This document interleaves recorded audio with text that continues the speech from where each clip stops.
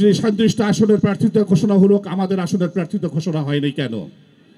আমি যে কথাটি বলতে চাই, হয়তোবা দলের কোনো কৌশলগত কারণে আপনার দেরি করেছে, আপনাদের আতঙ্কের কিছু নাই, হতাশার কিছু নাই। খুব শীঘ্রই আমাদের বাকি যে 63টি আসন আছে, সেই 63টি আসনের মনোনয়ন ঘোষণা হবে এবং সেই 63টি আসনের মনোনয়নের সঙ্গে আমাদের মনোনয়নটিও ঘোষণা হবে ইনশাল্লাহ।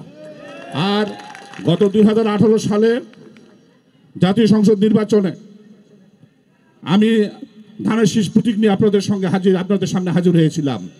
আপনারা দোয়া করবেন, ইনশাল্লাহ 2026 সালের ফেব্রুয়ারির প্রথমার্ধে যে সংসদ নির্বাচন হবে, এই নির্বাচনেও আমি ধানের শীষ প্রতীক নিয়ে আপনাদের সামনে হাজির হব।